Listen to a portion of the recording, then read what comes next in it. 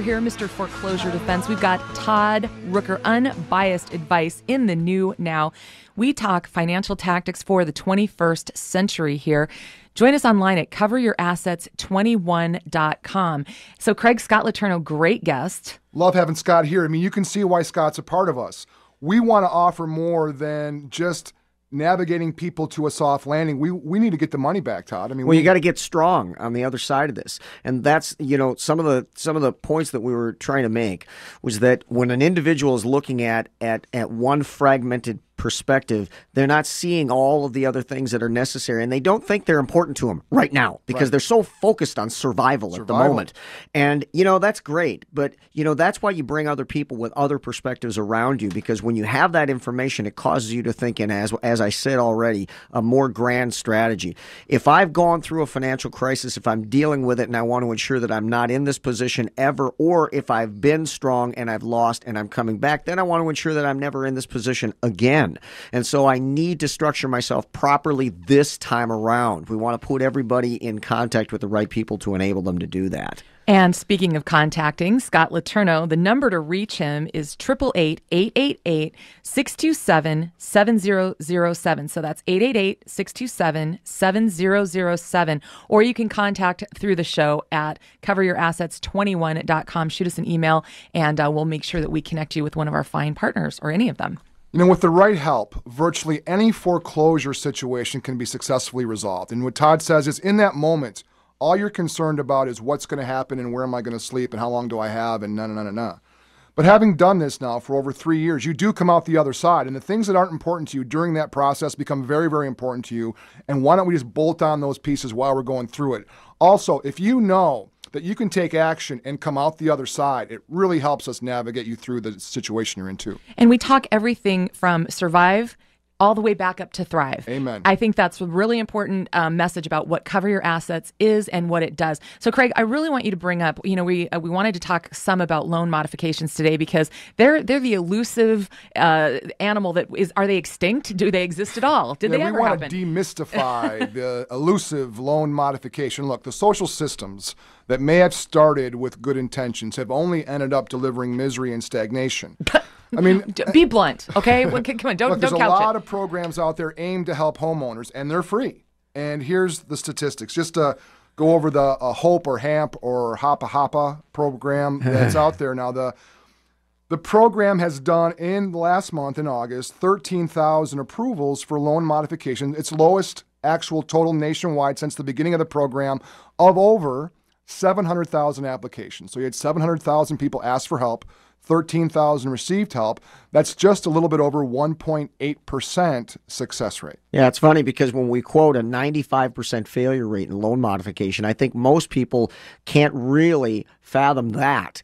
And that's a 5% success rate. We're talking about a 1.8% success rate. So when people say, well, look, Todd, I don't need all this other information. All I want to know about is loan modification. And I say, you know what? You don't know what you're talking about, because if your entire strategy is going to be built around something that has a 1.8% potential for probability or success, and you don't have a backup plan, then you are going to be really in trouble in a really short period of time, because here's what's going to happen. You're going to pursue this thing to the nth degree. You're going to wind up 6, 7, 10 months delinquent on your mortgage, and it's going to go into foreclosure, and you had no backup plan. You should have had a strategic A, B, and C, and if this didn't work out, you knew when to pull the trigger on the next option. And the next option may have been a very good one, but now it's gone and it's too late. So if you do have an opportunity at modification, you have to have at least a semblance of understanding of how they work, what your chances are, and whether or not you fit into the barrel that has a high propensity or probability to actually succeed. So, Craig, why don't you talk about that? Well, we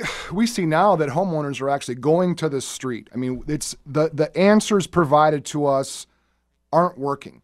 The homeowner protection program delivered by the Obama administration has less than a 2% success rate now. And then what they came out with to rectify that was the emergency homeowners loan program, which was to give homeowners $50,000 for those that are underemployed. Hey, look, I've taken a hit. I can make a little bit of a payment. That's the issue that was being spoken to. So the emergency homeowners loan program ended last month. 4 or 5 people out of 1,200 applicants received it. They gave away less than 40% of the money set aside to help people. And the reason why they gave away such few dollars was they didn't really understand the program and who to approve and not to approve. So the same people that roll out the programs don't even know how to apply and process the applications. 4 out of every 1,000 people are winning the lottery. There's just no help from the people that say there's help. It's a PR campaign. It is a PR campaign, and people are putting all their hopes on this. And what happens is by the time they come to us, it's too late for the solution that was there the whole time. And you're telling me, Craig, basically that the government went in and tried to do a program and messed it up? I'm shocked. Oh, yeah. I mean, really? Yeah. And here's the thing. You have people who are really down financially, and they are putting all of their hopes and dreams on these plans. Yeah, pull it up on the internet and come into my office and quote what you got on the internet. And I'll smile and I'll say, great. I know what the statistics are. So you're building your entire plan around something that has less than a 2% probability. And you really think that if this doesn't work, well, you just have to make it work. There's no choice. It's got to work. And what about the 9 million people before you that filed the same paperwork and sent it to the same place that are now have lost their home? Do you have something on those 9 million people that I don't know about? I mean, why are you separate from them? There's been 9 million families apply for a loan modification that lost their home. Yeah, and this information is valuable because if a person doesn't have a basis of understanding, you can't talk to them. They're sitting there thinking, well, look, I'm not going to sell my house. I'm going to stay here for a couple more years because when the market comes back. Wait. Let me stop you right there.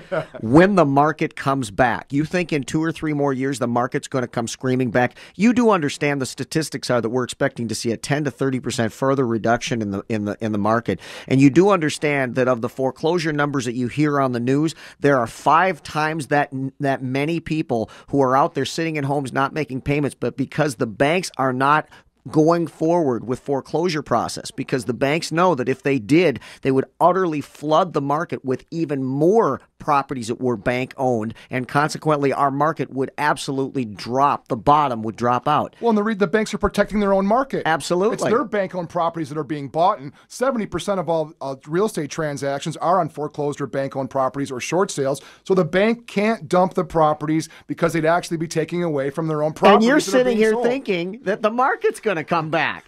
And you're sitting here thinking in a couple years the market will come back and you'll be able to sell. Let me tell you what, if you are going to short sale your home, you better do it now, and you better stop reaching for the pocketbook and worrying about every price reduction and dollar coming out of your back pocket, because whatever the value of your home is today, as depressing as that may be, it's going to be worse in the future. So you better price it right and you better move it fast if you're going to do it. That's if that's your strategy.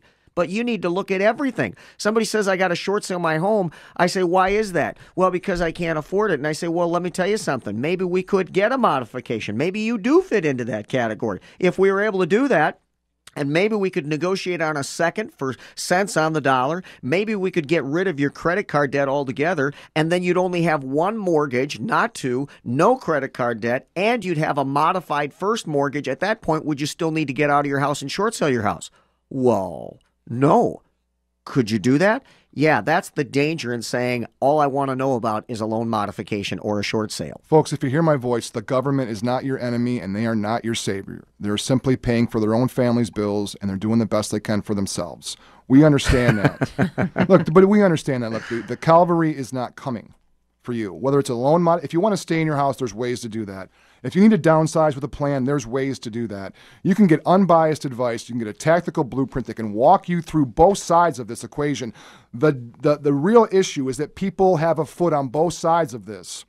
They're going through the motions of paying everything on time, hoping that one side or the other reveals itself, that the clouds part and certainty drops itself in this situation, and it doesn't. And then people exhaust all of their resources trying to do the right thing, which ends up being the worst thing that they can do for with their no family. Backup plan, and they crash into the rocks, and it's too late to do anything at that point because all the options that were there aren't any longer. And there's no shortage of passion on this show, on this team here, coveryourassets21.com. But I think the really important takeaway with what both of you two just opined on and explained is that there's just a lack of information. People know just enough to maybe make the wrong decision or a bad one. So you need a whole perspective with the advice of a team that's here to help look at the whole big long-term picture, right, Todd? That's it. That's it. You got to have all the pieces on the table and to be able to pit them against whatever it is that you look at and you think may not be a good option. Well, look, if you look at the alternative, you may discern that this is actually a very good option as compared with the alternative. Folks, it's not hopeless. One family with courage is a majority.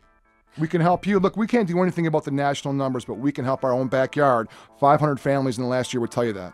Absolutely. 855-835-8500. That's 855-835-8500. You can reach us all week long at that number, or once again at coveryourassets21.com. Meet the team, download the Financial Crisis Bible. We'll be back next Saturday. Have a great week, everybody.